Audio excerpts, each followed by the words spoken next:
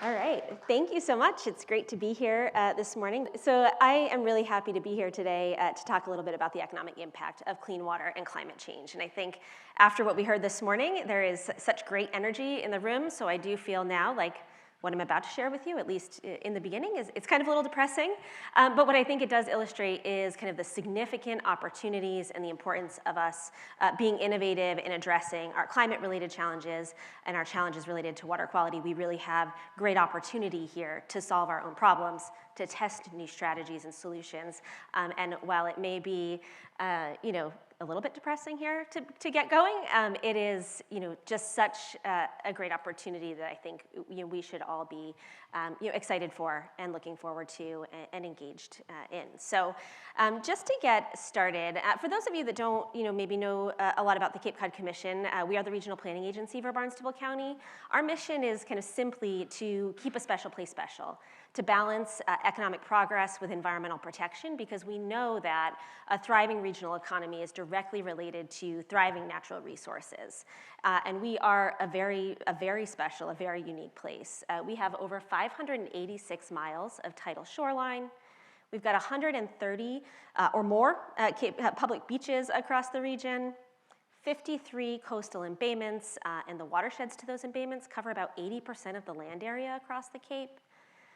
As you just heard from Christy, we have over 890 freshwater ponds, and about 40% of our land area is actually protected open space. It's about 90,000 acres across the region. And when you ask people what draws them to Cape Cod, and we've asked a lot of people through different surveys, as I believe the Chamber and other entities have, what you hear consistently is it's access to the coast, it's outdoor recreational opportunities, and it's environmental quality.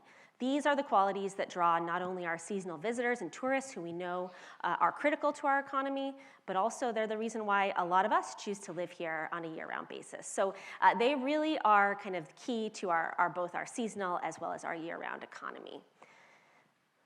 But those qualities, that access to the coast, those water resources, they are also what make us perhaps most vulnerable. We are seeing extreme challenges related to climate change. The Northwest Atlantic waters are warming at 3 times the global average.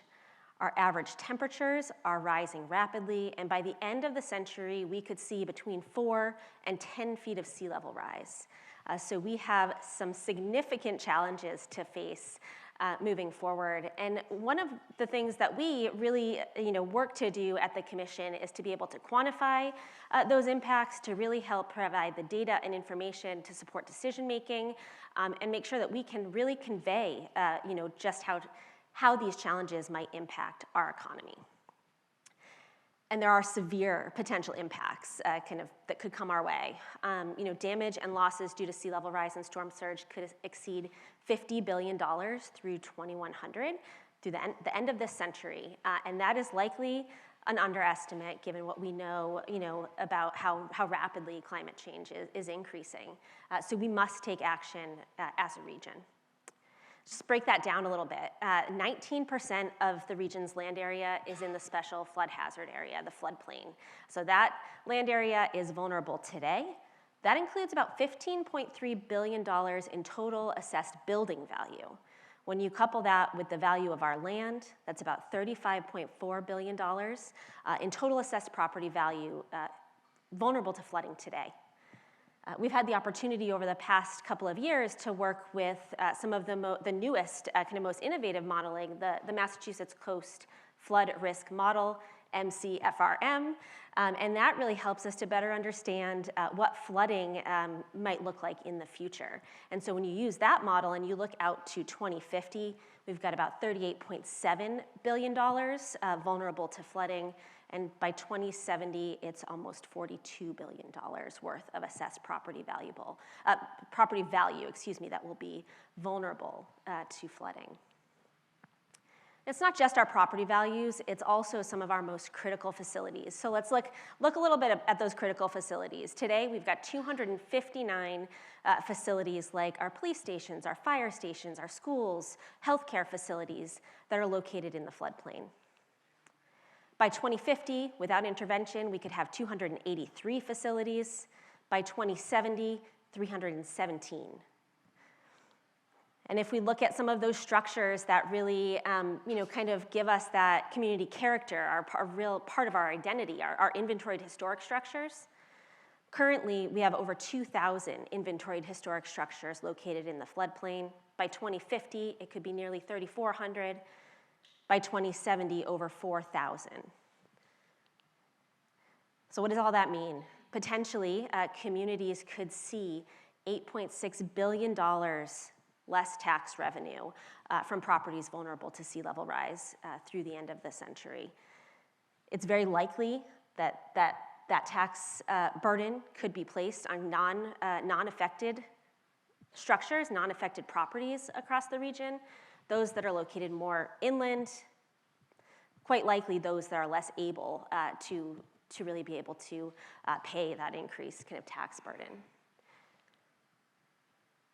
By the end of the century, we could see as many as 200 roadways that are inundated from flooding. We could see about 700 miles of roadway that are isolated. So certainly you can see that this could have significant impacts to our economy in that, access to the coast will be limited, the very reason why people come here, business access, potential business closures, and certainly issues like access for emergency services to some of our most vulnerable populations along the coast will be impaired. And if we look at job impacts, by the end of the century, approximately 377 businesses, 6,600 jobs, and $271 million in annual wages will be impacted by inundation due to sea level rise. And we know that this is likely an underestimate of the impacts related to jobs and businesses because that is very specific to businesses that will be inundated. If you think about businesses that might close for short-term flooding events, which we know are happening more often and are potentially lengthier in time, if you look at some of the businesses that may face closures or impacts due to isolated roadways, that number could become increasingly more significant.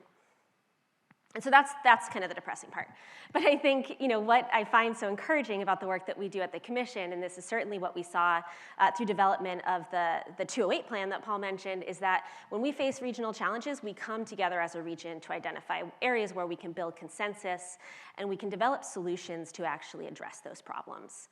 And so in 2021, we worked with stakeholders across the region, some of you I see here in the room, to develop the Cape Cod Climate Action Plan, the first climate action plan for the region. And that climate action plan, using data and information that we have about the impacts that we face through discussions with stakeholders, we identified 11 priority actions that we felt as a region we could make an impact on, that we could advance, and that would be impactful in addressing our climate challenges. And so I'm not going to go into all 11, but those 11 strategies look at both adaptation to the risks we face today, as well as mitigation of greenhouse gas emissions and contributing as a region to slowing the rate of climate change and reducing the emissions directly from Cape Cod. But some of the key projects and priorities that came out of that climate action plan have to do with addressing vulnerable public infrastructure. We have a lot of that today. And then identifying strategies to help make the existing built environment in the floodplain more resilient. And so I'm just going to touch on a couple of the key areas where the Commission has spent a lot of its time over the last couple of years. The first being the low-lying roads analysis. And we worked with all 15 towns across Cape Cod to employ that MC-FRM model to look at the latest modeling related to current and future flood risk, to develop a decision-making framework that incorporated criticality of the roadways, so not just risk, but how important are these to our communities, both locally and regionally, and to really be able to prioritize the roadway segments in each of the 15 communities. Each of the communities were able to select 2 to 3 priority roads for further evaluation and development of conceptual plans. And so today, all 15 towns are armed with kind of that first phase of design alternatives that include both nature-based solutions or structural solutions depending on the particular site and the needs, but that first piece of design that they can then work with their communities to advance and actually make an impact and address some of those critical and vulnerable low-lying roads. We've also engaged locally in developing flood area design guidelines. And so these design guidelines present a range of strategies to make the existing built environment more resilient, to address some of the vulnerabilities that we face today, and also to incorporate design elements that will keep within the character of Cape Cod, ensure that as we adapt to the challenges that we face, that is done in a way that is consistent with the existing community character. And one of the points I want to make about these two projects is that both projects were funded by the Federal Economic Development Administration. And the EDA really sees and acknowledges the fact that these challenges are directly related to our economy, and that without addressing them, our economy won't be able to continue to thrive. And so they have directly invested in some of the climate-related efforts that we as a region have been working on. And a lot of our climate work was modeled after the successful collaborative efforts around water quality, coastal water quality. You all know in this room that coastal water quality on Cape Cod is impaired. 2/3 of our embayments are impaired by nitrogen.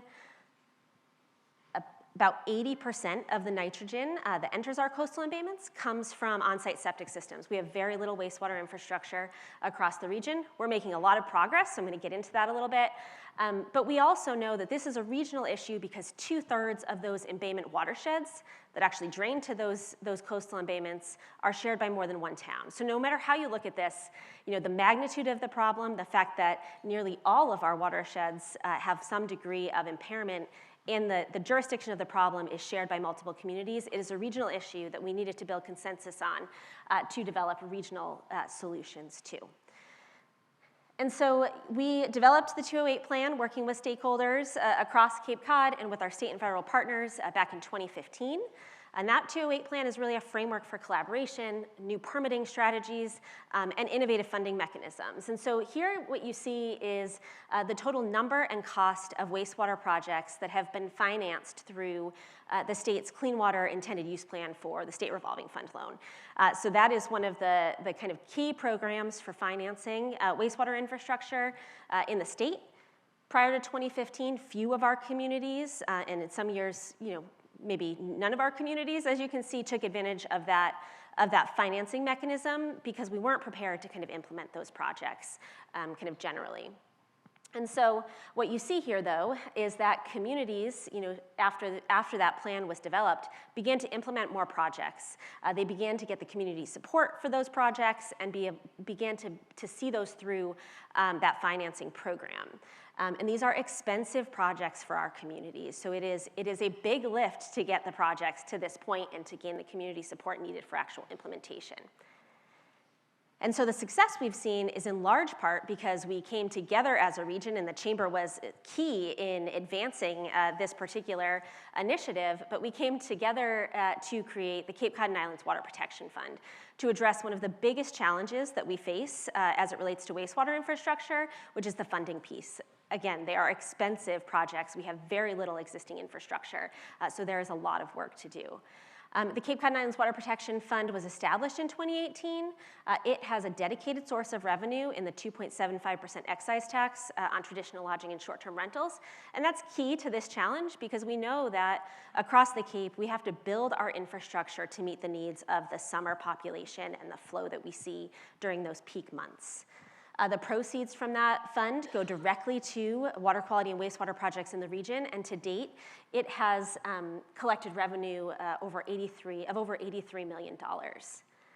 Revenue collections began in July of 2019. The first grant awards were made in 2020, and you can see that funding mechanism, it provides a 25% subsidy to projects.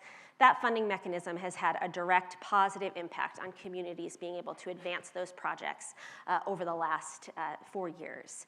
2024, it shows as $257 million financed through the Clean Water SRF. Many of those projects are multi-year projects. That represents over $600 million being advanced through that program in 2024 alone. The management board that oversees the fund has been able to commit $204 million in total funds to Cape Cod water quality projects since the fund was created. And they have taken actions to enable that fund to continue to be able to provide the 25% subsidy that it provides today to projects moving forward well into the future. So I think we have a lot of success and projects to be implemented in the coming years, and we're looking forward to continuing to support that effort. And then finally, I just want to touch on freshwater ponds. So ponds is something that at the Commission we are focused on a lot right now. They are critical to the wastewater issue, the coastal water quality issue, because properly functioning ponds play an important role in kind of reducing nitrogen through the watershed. They're credited with reducing up to 50% of the nitrogen that passes through them before they enter our coastal embayments. We also know they're important resources in and of themselves. I'm going to get into a little bit about visitation and the actual economic impact we see here. But we have 890 ponds. So it's a vastly different issue, I think, than we face with coastal water quality. Unlike with coastal water quality, we know relatively little about our ponds. Only about 10% of the ponds across the Cape have been monitored in a kind of a consistent way. And so we really need to be able to collect and understand the drivers of change in our ponds, collect that data to support a better understanding of ponds, to be able to guide and prioritize management decisions. And so what we have been working on over the past couple of years under what is an initiative called the Freshwater Initiative at the Commission is to develop a regionally representative pond monitoring program. So we've partnered with the Association to Preserve Cape Cod and the Center for Coastal Studies to implement a monitoring program that began last year. They're out there again for the second season, just started up last month. A program that will collect data and information from a range of ponds across the Cape. We've seen several key takeaways from kind of year one of the ponds, so I'm just gonna hit on one, but there's a lot more to come in terms of what we are learning about impairments in our ponds and what's driving that change. But our ponds are facing some of the same challenges that we face with coastal water quality. While they're different systems and the drivers are a bit different, we are seeing excess nutrients in our ponds from land use in our region. So 46 of the 50 ponds monitored in year one of the program are above the ecoregion threshold established by EPA for phosphorus, which in many cases, not all, is kind of the nutrient that is driving change in our ponds. And it's incredibly important that we continue to collect this data, but that we also use that data to drive management decisions around protection and restoration of our ponds. We have just recently completed an economic analysis working with the Eastern Research Group, and that study found that ponds with better water quality lead to increased visitation and higher property values. We see anywhere between 1.3 and 1.7 million visits to our ponds annually, and what the data has shown is that people are willing to pay more to live near ponds with good water quality. There is an over $22,000 sales price premium for homes closer to ponds with better water quality compared to similar homes in other locations. We also know that 84% of residents and non-resident homeowners know that Cape Cod's ponds and lakes are critical to our economy. On average, visitors spend about $50 locally for each pond visit. ERG was able to attribute 660 to 830 jobs to that visitation, and identified that $70 to $89 million of the region's GDP is associated with visitation alone. And they also identified that's likely, a low estimate, the way they looked at kind of, the GDP's association with the visitation. So they likely have a much larger impact on our economy overall. And again, different from coastal water quality is that we need to continue to better understand our ponds, because there are so many of them that it is critically important that we make good choices about how we use resources to address the ponds across the Cape.